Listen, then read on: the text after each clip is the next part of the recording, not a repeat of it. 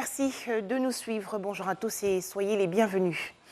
L'actualité en Côte d'Ivoire, c'est bien sûr la cérémonie officielle de remise du prix national d'excellence 2021 aux 84 lauréats nationaux sous la présidence du chef de l'État, Alassane Ouattara. Cet événement se tient aujourd'hui à la salle des pas perdus du palais présidentiel dans la commune du Plateau.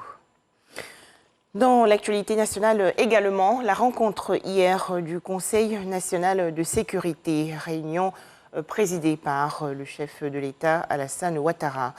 Les travaux ont montré que le nombre de nouveaux cas de Covid-19 enregistrés dans le pays est en baisse constante depuis le mois de septembre dernier, avec en moyenne 153 cas par jour enregistrés en septembre contre 34 cas par jour en octobre 2021, soit une baisse d'environ 78%.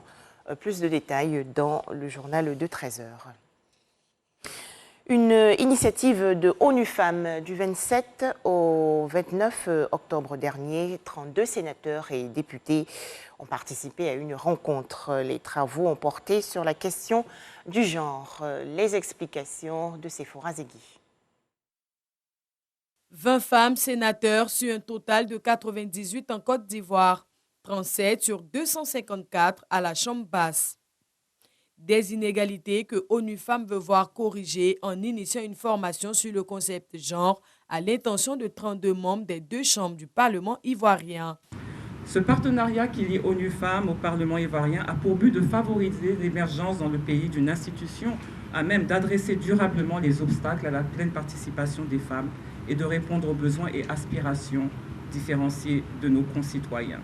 Ces chiffres qui illustrent la représentativité des femmes au Parlement montrent que des efforts restent à faire pour améliorer les disparités entre les hommes et les femmes. Le Sénat entend accorder une attention toute particulière à la promotion du genre, non seulement en son sein, mais également parmi toutes les couches de la société ivoirienne.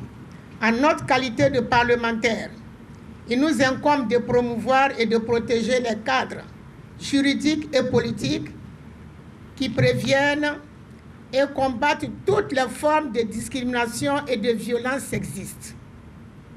C'est une responsabilité énorme puisque sans une bonne législation correctement appliquée, les femmes et les filles n'ont aucun moyen officiel pour remédier aux violations de leurs droits. Cette formation vise à outiller les acteurs des deux chambres du Parlement sur les questions de discrimination et de déni frappant les femmes et les filles, afin d'assurer une meilleure prise en compte de ce concept dans les politiques publiques examinées et les lois votées.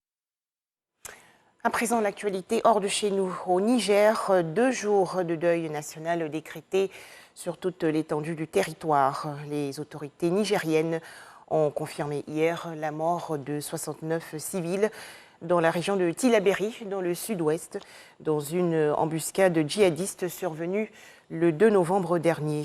Parmi les victimes figure le maire de Bani Bangou.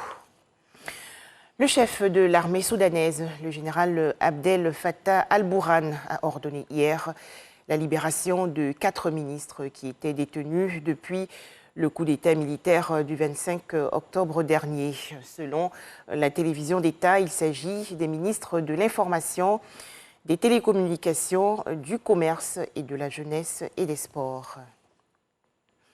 À noter aussi que l'émissaire américain pour la Corne de l'Afrique, Jeffrey Feltman, est à Addis Abeba, la capitale éthiopienne, pour tenter d'arracher la paix. En effet, les rebelles de la région du Tigré progressent vers la capitale, mais le gouvernement d'Abiy Ahmed promet de se battre jusqu'au bout pour sa survie.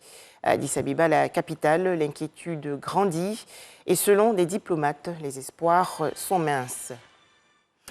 Enfin, en Afrique du Sud, le parti au pouvoir, le Congrès national africain, l'ANC, a enregistré son pire score électoral, passant pour la première fois sous la barre des 50% lors des élections municipales, selon les résultats officiels publiés hier.